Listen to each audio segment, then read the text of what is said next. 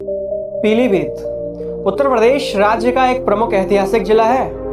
हरे भरे जंगलों से घिरे हुए यूपी के पीलीभीत को जंगलों का शहर भी बोला जा सकता है।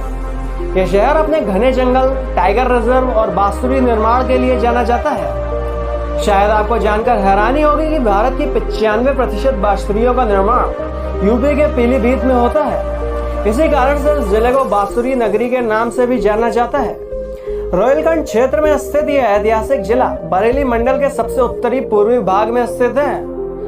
पीलीभीत यूपी का एकमात्र ऐसा शहर भी है जहां पर भारी मात्रा में सिख समुदाय के लोग रहते हैं, इसीलिए इसको मिनी पंजाब के नाम से भी जाना जाता है। सन 1869 में यूपी के पीलीभीत को बरेली मंडल से अलग करके इस शहर को एक नए जिले का दर्जा दिया गया। पीलीभीत जिला कई सारे पड़ोसी जिलों से भी घिरा हुआ है। पीलीभीत के उत्तर में उत्तराखंड का उधम सिंह नगर जिला, दक्षिण में शाहजहांपुर जिला, पूर्व में लखीमपुर जिला तथा पश्चिम में बरेली जिला स्थित है। लगभग 3686 वर्ग किलोमीटर के क्षेत्र में फैले हुए पीलीभीत जिले की जनसंख्या 2011 की जनगणना के अनुसार 20 लाख से ऊपर थी। आबादी के लिहाज से पीलीभीत जिला उत्तर प्रदेश का 46वां सबसे ज्यादा घनी आबादी वाला शहर भी है। धार्मिक दृष्टिकोण से पीलीभीत जिले में 71% हिंदू, 24% मुस्लिम, 0.17% सिख, इसके अलावा 4% अन्य धर्म के लोग निवास करते हैं। पीलीभीत जिले की साक्षरता दर 61.5% है, जिसमें पुरुष साक्षरता दर 71% और महिला साक्षरता दर 50% है। पीलीभीत जिले में कुल 5 तहसील मौजूद है, जिनमें पूरनपुर, कलीनगर, पीलीभीत, अमरिया और बीसलपुर शामिल है।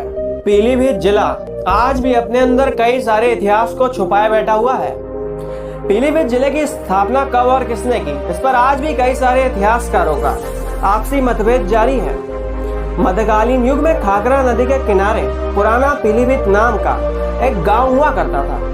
ऐसा माना जाता है कि इसी गांव के नाम पर इस ऐतिहासिक जिले का नाम पीलीभीत पड़ा। जिले के नाम की उत्पत्ति पीली प्लस भीत से हुई है। स्थानीय भाषा में भीत का अर्थ होता है मिट्टी की दीवार। कहा जाता है कि पहले ये जिला पीली मिट्टी की दीवार से चारों तरफ से घिरा हुआ था, इसी कारण से इस जिले का नाम पीलीभीत पड़ा। इसके अलावा महाभारत काल के दौरान इस जिले पर मयूर ध्वज नाम के राजा का शासन हुआ करता था, जो भगवान श्री कृष्ण के बहुत बड़े भक्त हुआ करते थे। गणेश चतुर्थी मेला पीलीभीत शहर के रामलीला मैदान में लगने वाला गणेश चतुर्थी मेला आज से लगभग 35 साल पुराना है। कहते हैं कि इस मेले की असली धमक मराठाओं के समय में हुआ करती थी। आपको बता दें कि यह मेला पूरे 1 महीने तक चलता है। मेले की असली सुंदरता तो रात के समय ही देखती बनती है। अगर आप भी पीलीभीत या फिर कहीं आसपास रहते हैं तो इस मेले में एक बार जरूर आए। आवागमन के दृष्टिकोण से पीलीभीत जिला रेल मार्ग, सड़क मार्ग और वायु मार्ग अर्थात तीनों मार्गों से जुड़ा हुआ है। रेल मार्ग पीलीभीत शहर के माल गोदाम रोड पर मौजूद है पीलीभीत जंक्शन रेलवे स्टेशन। ये रेलवे स्टेशन शहर का इकलौता और मुख्य रेलवे स्टेशन है। पीलीभीत जंक्शन भारत का चौथा सबसे लंबा रेलवे स्टेशन भी है, जिसकी लंबाई लगभग 900 मीटर से भी ज्यादा है। ये railway station Pilibhit Lucknow line, Pilibhit Bareilly line और पीलीभीत टनकपुर लाइन पर मौजूद है। Shaktinagar terminal express, Bareilly Pilibhit passenger, Pilibhit express जैसी कई प्रमुख रेलगाड़ियां पीलीभीत जंक्शन से होकर गुजरती हैं। सड़क मार्ग पीलीभीत शहर के फॉरेस्ट ऑफिस के पास में मौजूद है पीलीभीत बस अड्डा। पीलीभीत शहर का ये बस अड्डा अपने सड़क मार्ग के जरिए बरेली, लखनऊ, मुरादाबाद, दिल्ली जैसे कई बड़े शहरों से जुड़ा हुआ है, जिसके जरिए आप इस शहर तक पहुंच सकते हैं। वायु मार्ग बरेली शहर के मुड़िया अहमद नगर इलाके में स्थित बरेली हवाई अड्डा पीलीभीत शहर का सबसे नजदीकी हवाई अड्डा है। यह हवाई अड्डा अपने वायु मार्ग के जरिए दिल्ली, लखनऊ, बेंगलोर जैसे कई बड़े शहरों से जुड़ा हुआ है, जिसके जरिए आप पीलीभीत शहर तक पहुंच सकते हैं। वीडियो को अंत तक जरूर देखिएगा, क्योंकि आगे वीडियो में पीलीभीत शहर से जुड़ी कुछ ऐसी भी बातें हैं जो आपको हैरान करके रख देंगी। पीलीभीत जिले की अर्थव्यवस्था मुख्यतः कृषि पे आधारित है। गेहूं, धान, गन्ना, बाजरा और मक्का जिले की मुख्य फसलें हैं। शहर के उद्योगों में चीनी मिल उद्योग, फर्नीचर उद्योग व कई सारे छोटे मोटे उद्योग मौजूद हैं। इसके अलावा जिले में भारी मात्रा में नक्काशीदार बर्तनों का निर्माण भी किया जाता है, जिसको बड़े पैमाने में नेपाल में भी निर्यात किया जाता है। पीलीभीत जिला अपने खूबसूरत पर्यटक स्थलों की वजह से भी जाना जाता है। हर साल लाखों सैलानी पीलीभीत शहर की खूबसूरती को देखने आते हैं। आइए जानते हैं वो कौन से पर्यटक स्थल हैं जिनके बिना पीलीभीत शहर का भ्रमण अधूरा है। Pilibhit tiger reserve. शारदा और घाघरा जैसी विशाल नदी से घिरा हुआ यह टाइगर रिजर्व हिमालय के तलहटी में मौजूद है। लगभग 800 वर्ग किलोमीटर के क्षेत्र में फैला हुआ पीलीभीत का यह टाइगर रिजर्व भारत के प्रमुख टाइगर रिजर्वों में से एक है। इस टाइगर रिजर्व में लगभग 36 टाइगर मौजूद है। इसके अलावा यहाँ पर बंगाली टाइगर, दलदली हिरण, जंगली तेंदुआ, बारहसिंगा जैसे कई जानवर आपको देखने को मिल सकते हैं। गौरी शंकर मंदिर।